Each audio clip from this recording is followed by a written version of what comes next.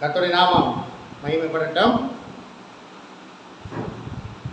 இந்த நாளில் கூட இந்த புதிய இடத்துல வைத்து கர்த்தரை தொழுது கொள்வதற்கு கர்த்தர் நமக்கு கிருபை கொடுத்திருக்கிறார். எத்தனை பேர் சந்தோஷமா இருக்கீங்க?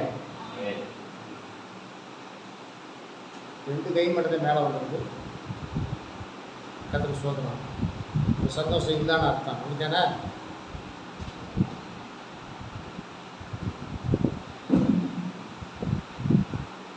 சரி, கர்த்தருக்கு ஸ்தோத்திரம். அறிவிப்பு கடந்த வாரத்திலும் இந்த இடத்துல வைத்து புதிய ஆராதனையை நாம் செய்வதற்கு கர்த்தர் நமக்கு உதவி செய்தார். அதற்காக நாம் கர்த்தருக்கு நாம் நன்றி செலுத்துவோம். தொடர்ந்து அதே போல் சில காரியங்களை நான் உங்களுக்கு தெரிவிக்கிறேன்.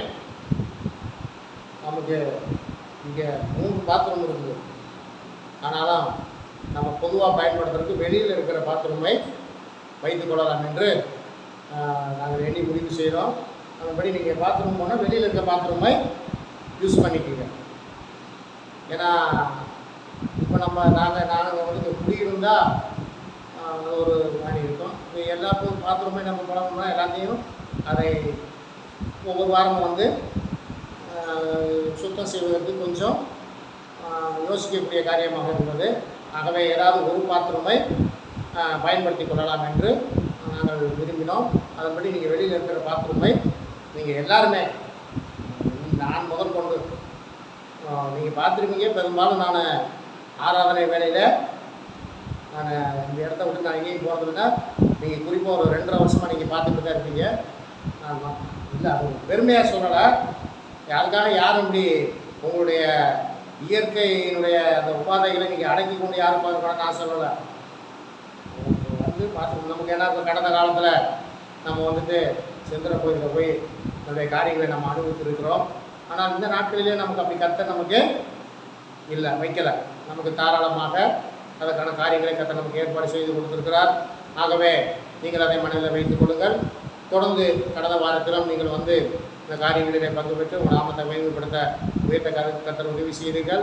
அதே போல் இந்த நாட்களிலே பாருங்கள், நம்ம பாலஸ்தவரத்தில் ஆராதனை பண்ணுகிற பொழுது நம்மத்தில் வந்து கர்த்தரை தொடர்ந்து கொண்டிருந்த சகோதரி அந்த செல்வராணி இந்த நாட்களில் இங்கே காணவில்லை. புதிய ஆண்டு அந்த புதிய துவக்க விழாவுக்கு வந்திருந்தார்கள். ஆனால் இந்த வாரம் காணப்படவில்லை.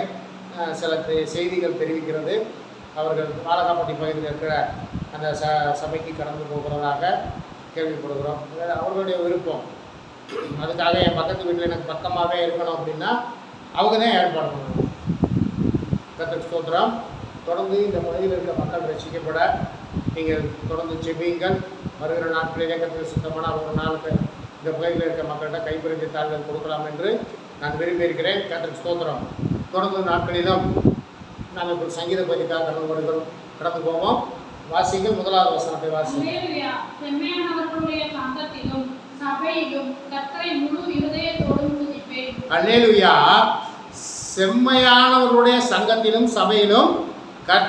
முழு இருதயத்தோடும் துதிப்பேன். அல்லேலூயா. செம்மையானவருடைய சங்கத்திலும் சபையிலும் கர்த்தரை முழு இருதயத்தோடும் துதிப்பேன். அப்ப செம்மையானவருடைய சங்கம், செம்மையானவருடைய சங்கமும் சபையும் எங்கே இருக்குது?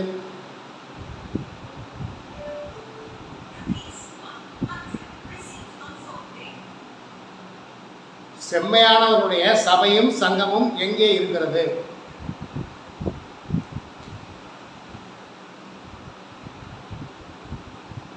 தெரியலையா? சத்தியத்தை சத்தியத்தின்படி போதிக்கிற சபைதான் செம்மையானவருடைய சபையும் சங்கமும். சங்கம்னா என்னது? சங்கம்னா என்னங்க? ஒரு கூட்டு அமைப்பு தான் சங்கம். சபை என்பதும் ஒரு கூட்டு அமைப்பு. நாம் எல்லாரும் சேர்ந்ததே சபை. அப்போ இந்த சபை செம்மையானவருடைய சபையா இருக்கணும். அப்போ இந்த சபையில் இருக்கிறவங்க எப்படி இருக்கணும்? எப்படிங்க இருக்கணும்? செம்மையானதான் எப்படி இருக்கிறது?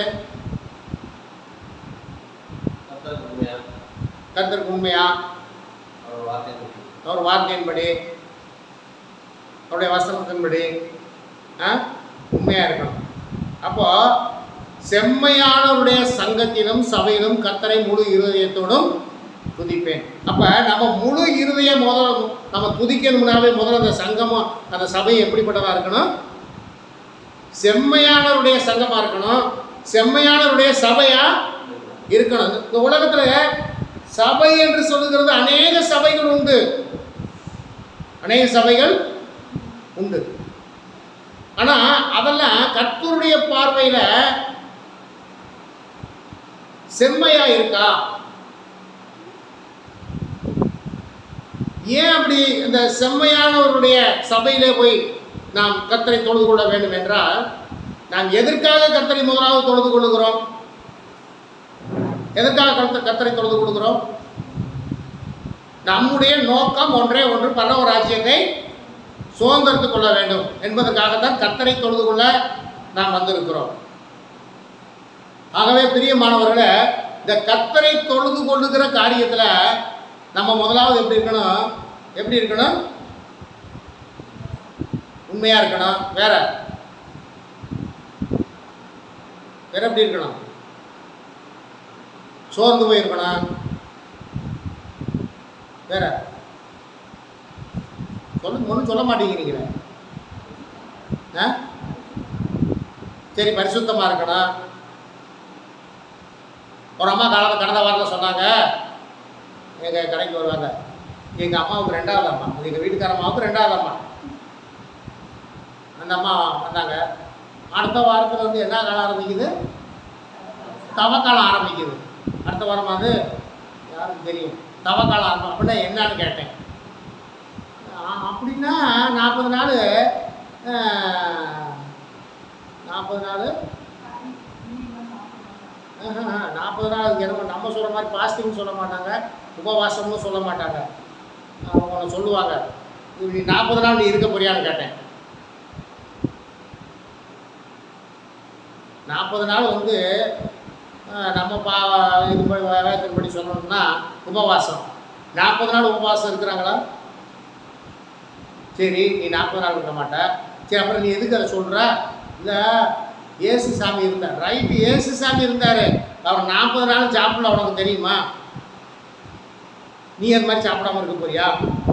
இல்லை, கறிகாய் சாப்பிடக்கூடாது. கறி சாப்பிடாம தான் நீ பரிசுத்தமாயிருக்கீங்க.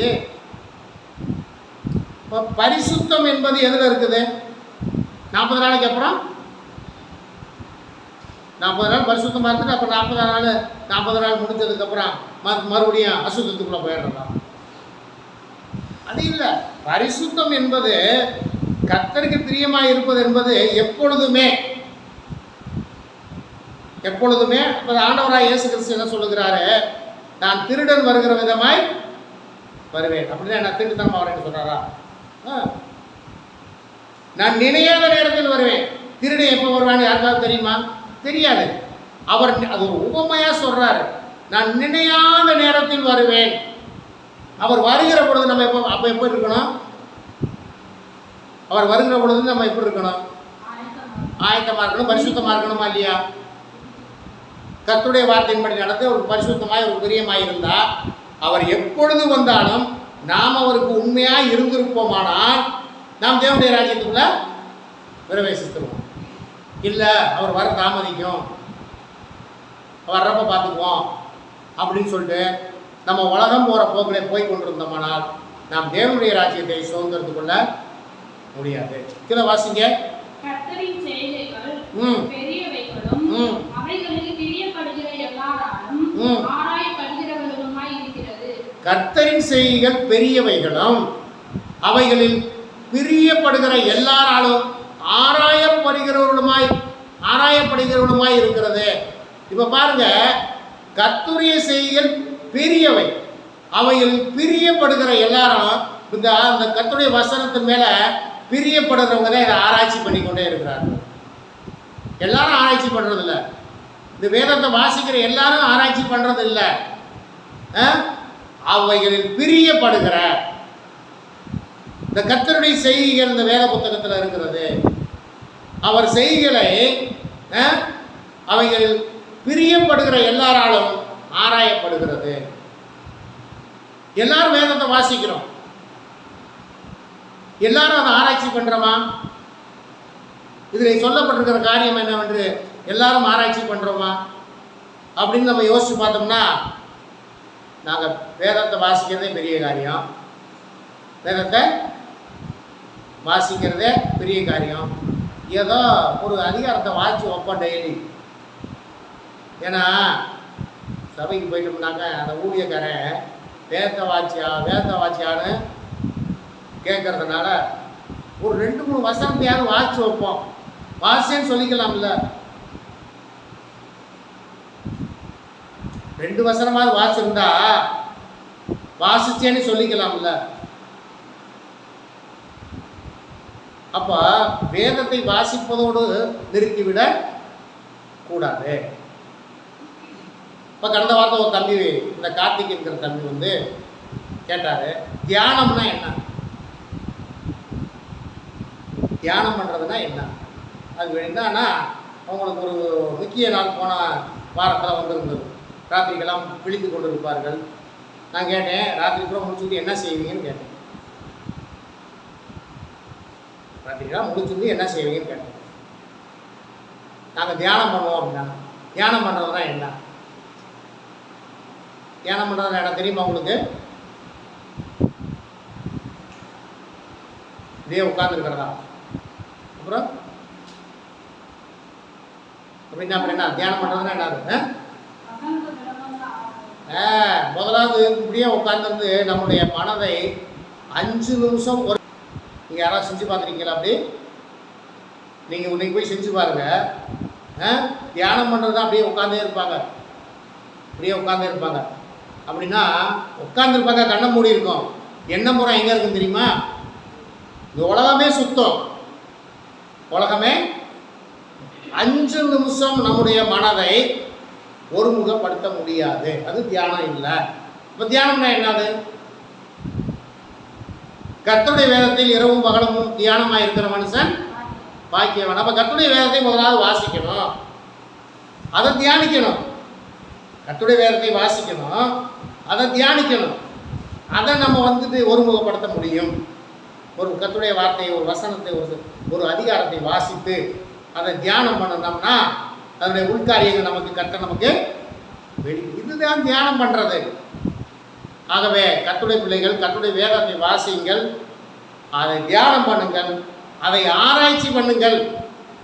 என்ன எழுதியிருக்கிறது, இதில் எனக்கு என்ன இருக்குது அப்படிங்கிறத குறித்து நீங்கள் ஆராய்ச்சி பண்ணுங்கள். 3வது வசனம் வாசிங்க. அவருடைய செயல் மகிமையும் மகத்துவம் உள்ளது. அவருடைய நீதி என்னென்றைக்கு நிற்கும். அவருடைய நீதி என்னென்றைக்கும் நிற்குங்க, அது மாறவே மாறாதுங்க. மனிதன் மாறி போவான், மனிதன் மாறி போவான், மனிதனுடைய வார்த்தை மாறி போகும்.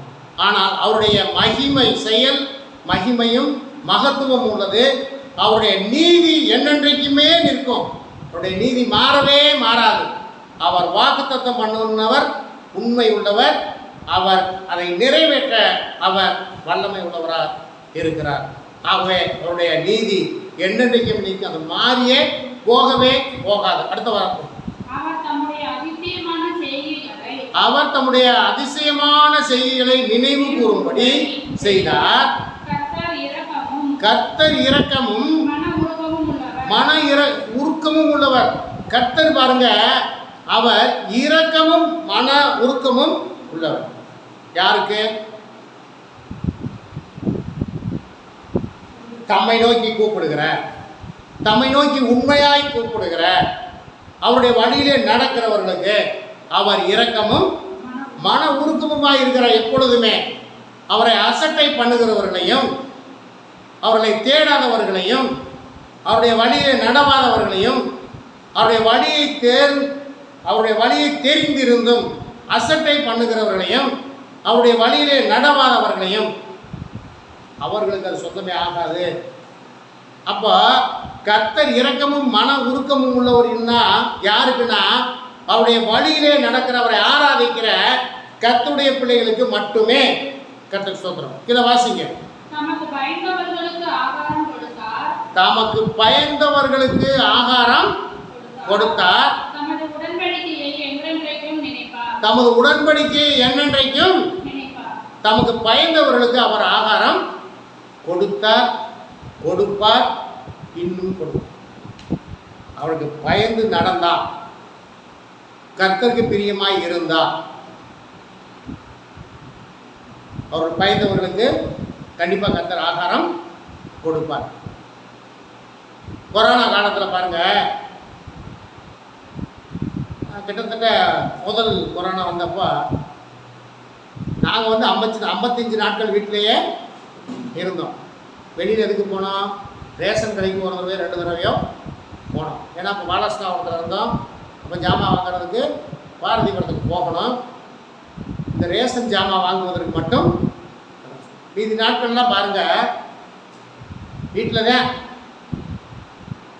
நல்லா சாப்பிட, நல்லா தூங்க, வேதம் வாசிக்க, ஜெபிக்க. அந்த 55 நாட்கள் நல்லா ரம்யா ஓடிச்சு. சாப்பிடாம இருந்தோமா? யாராவது வேலைக்கு போகலை, உணவுக்கு வழியிலன்னு நம்ம சாப்பிடாம யாராவது இருந்தோமா?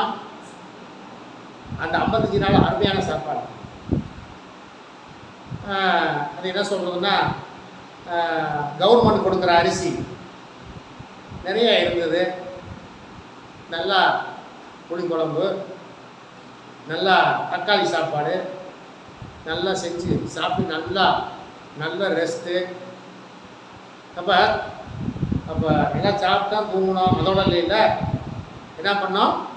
நான் அதிகமாக வேதத்தை வாசித்தேன், அதிகமாக ஜெபித்தேன். இப்போ பாருங்கள், கர்த்தர் தமக்கு பயந்தவர்களுக்கு ஆகாரம் கொடுக்கிறார். அப்போ நம்ம வந்து இன்னைக்கு எப்படி இருக்கோம் அப்படின்னு கேட்டிங்கன்னா, இன்னைக்கு கிட்டத்தட்ட இந்த உலக மக்களை காட்டிலும் சபை மக்களுக்கு கொஞ்சம் என்ன வந்துருச்சு? அசால்ட்டு. என்ன வந்துருச்சு? அசால்ட்டு.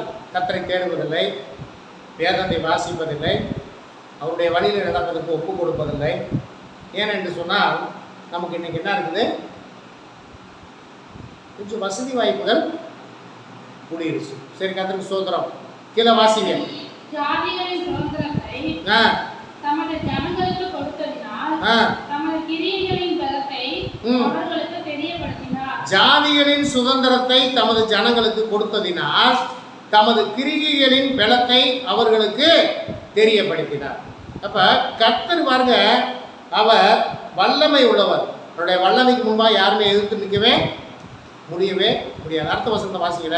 அவருடைய கரத்தின் கிரியைகள் சத்தியமும் நியாயமும் ஆனவைகள்.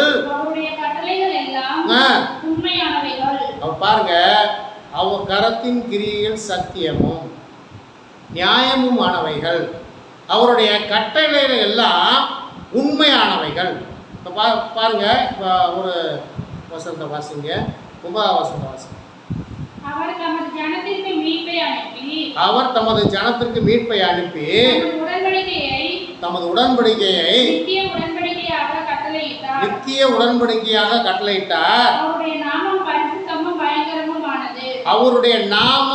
பரிசுத்தமும் பயங்கரமுமானது. இப்போ கடந்த வாரத்தில் தம்பி சாலமோன் அவர்கள் ஒரு வீடியோவை அனுப்பியிருந்தார். சென்னை ஏசிய சர்ச்சினுடைய மறைந்த போதகர் தாமஸ்ராஜ் அவர்கள் பேசியிருந்த ஒரு வீடியோவை நான் பார்த்தேன். அதில் பாருங்கள், இந்த காரியத்தை குறித்து பேசியிருக்கிறார். அவர் அருமையான ஒரு விளக்கம் கொடுத்தார். நான் அநேகர்கிட்ட அதை கேட்டிருக்கேன். ரெவரண்ட் அப்படின்னா என்ன அப்படின்னு கேட்டேன். அதுக்கு யாருமே சரியான ஒரு விளக்கம் சொல்லலை. போட்டிருப்பாங்க, ரொம்ப பேர் போட்டிருப்பாங்க. ரெவரண்ட்டுக்கு போட்டிருப்பாங்க, டாக்டர் ரெவரண்ட்டுக்கு போட்டிருப்பாங்க. அப்போது நான் அநேகர்கிட்ட கேட்டேன், அதுக்கான விளக்கத்தை யாருமே சரியாக சொல்லலை. ஆனால் அவர் பாருங்கள், இவருக்கும் அவர் வந்து பெரிய ஒரு பெருசாக படித்தவர் மாதிரி எல்லாமே சொல்லியிருக்கார். 3ஆம் கிளாஸே நம்ம தான் படித்திருக்கிறார். அவர் பாருங்கள், அருமையான விளக்கம் கொடுத்தார். ரெவரண்டுனா என்ன அப்படின்னா, இந்த ரெவரண்டு அப்படின்ட்டு போடுற அந்த இதுக்கு நீங்கள் போகாதீங்க. அப்படின்னா ரெவரண்ட் என்றால் என்ன இருக்குது 9ஆம் வசனத்தில்? அவருடைய நாமம் பரிசுத்தமும் பயங்கரமானவர். ரெவரண்ட்னா பயங்கரமானவர்னு அர்த்தமா? எதுல என்ன இருக்குது? பரிசுத்தத்தில் அவர் பயங்கரமானவர். அவருடைய நாமம் பரிசுத்தமும். அப்ப நம்முடைய ஆண்டவராகிய இயேசு கிறிஸ்து, நம்முடைய கர்த்தர், நம்முடைய பரிசுத்த ஆவியானவர், அவர் பரிசுத்தத்தில் பயங்கரமானவர். இதை குறித்து நான் என்னுடைய மகனோட மருமகனோட பேசி கொண்டிருந்தோம். அப்பா சொன்னார், அவங்க சொல்கிறதும், அதாவது போட்டுக்கிறவங்க அதுவும் கரெக்டாக தான் போட்டுக்கிறாங்க, ரெவரண்டுன்னு போட்டுருக்கவங்களும் கரெக்டாக தான் போட்டுருக்காங்க. எப்படி? அவங்க மற்ற செய்திகள் எல்லாம் பயங்கரமாக இருக்காங்கல்ல, பரிசுத்தத்தில் இல்லை, கர்த்தருடைய காரியங்களில் இல்லை, கர்த்தரை ஆராதிக்கிறது இல்லை, கர்த்தருக்கு பரிசுத்தமாக இருக்கிறது இல்லை. ஆனால் இந்த ரெவரண்டுன்னு போட்டிருக்கிற ஆள் பூரா மற்ற எல்லாத்துலேயும் பயங்கரமாக இருக்கிறாங்க, மற்ற எல்லாத்துலேயும் பயங்கரமாக இருக்கிறாங்க. அவங்களே முடிவு பண்ணிக்கிட்டு எதில் எதெல்லாம் பயங்கரமாக இருக்கிறாங்கன்னு அவங்களே முடிவு பண்ணி, நமக்கு ரெவரண்டும் வேண்டாம், டாக்டரும் வேண்டாம். டாக்டர் படித்தா தான் டாக்டர்னு நினச்சிக்கிட்டு இருக்கீங்களா? கௌரவ டாக்டர் பட்டம் தெரியுமா? கிறிஸ்தவத்தில் இருக்குது. நமக்கு டாக்டரும் வேண்டாம், ரெவரண்டும் வேண்டாம், பிஷப்பும் வேண்டாம், போதகரும் வேண்டாம். தேவனுடைய ஊழியக்காரன். கர்த்தருக்கு ஸ்தோத்திரம். அடுத்த வசனத்தை வாசி நம்ம அடுத்த காரியத்துக்குள்ள கடந்து செல்லுவோம். கர்த்தருக்கு பயப்படுதலே ஞானத்தின் ஆரம்பம். கர்த்தருக்கு பயப்படுதலே ஞானத்தின் ஆரம்பம். அவருடைய கற்பனைகளின்படி செய்கிற யாவருக்கும் நற்புத்தி உண்டு. அவருடைய கற்பனைகளின்படி செய்கிற யாவருக்கும் நற்புத்தி உண்டு. அவர் புகழ்ச்சி என்றைக்கும் இருக்கும். பாருங்க, முதல்ல என்ன செய்யணும்? கர்த்தருக்கு, இப்போ உங்களுக்கு ஞானம் வரணும்னா என்ன வேணும்? முதல்ல என்ன செய்யணும்? முதல்ல கர்த்தருக்கு பயப்படுங்க. உங்களுக்குள்ள ஞானம் வரணும் அப்படின்னா நீங்கள் என்ன செய்யணும்? முதல்ல கர்த்தருக்கு, அவருடைய வார்த்தைக்கு, அவருடைய வசனத்துக்கு நீங்கள் முதல்ல பயப்படுங்க. நீங்கள் பயப்பட்டீங்கன்னா என்ன வரும்? உங்களுக்கு ஞானம் வரும். உங்களுக்குள்ள கர்த்தருடைய வார்த்தையை படிங்க, அதுக்கு பயப்படுங்க, அவருடைய நாமத்துக்கு பயப்படுங்க, அவருடைய வசனத்துக்கு நீங்கள் பயப்படுங்க, உங்களுக்குள்ள ஞானம் வரும். அவருடைய கற்பனைகளின்படி செய்கிற யாவருக்கும் என்ன உண்டா? அப்போ இந்த மேல 9ஆம் வசனத்தில் அந்த சொல்லப்பட்ட அந்த பரிசுத்தமும் பயங்கரமாக அந்த ரெவரண்டுன்னு போட்டிருக்கிறவங்க என்ன செய்யறதுன்னா அவருடைய கற்பனையின்படி செய்யறதில்ல. அவருடைய கற்பனைகளின்படி செய்யறதில்ல. செஞ்சிருந்தாங்கன்னா அந்த வார்த்தையை போட்டிருக்க மாட்டாங்க. செய்யறது இல்லை. அப்போ அவருடைய கற்பனைகளின்படி செய்கிற யாவருக்கும் என்ன புத்தி இருக்குதாமா? நல்ல புத்தி இருக்குதாமா. அப்போ அவருடைய கற்பனையின் வசனத்தின்படி நடக்காதவங்களுக்கு என்ன இல்லை? நல்ல புத்தி இல்லை. அவர் புகழ்ச்சி என்னைக்கும் இருக்கும். அவருடைய புகழ்ச்சி என்னைக்கும் இருக்கும். ஆகவே கர்த்தருடைய பிள்ளைகளை, நீங்கள் கர்த்தருடைய காரியத்தில் நீங்கள் உண்மையாக இருங்க. நமக்கு தேவையானது ஒன்றே ஒன்று, பரலோகம். அதுவும் வெகு சீக்கிரத்தில் நிறைவேற போகிறது. ஆகவே நீங்கள் அதுக்கு ஆயத்தப்படுமாறு கர்த்தருடைய நாமத்தினாலே கேட்டுக்கொள்கிறேன். கர்த்தருக்கு ஸ்தோத்திரம்.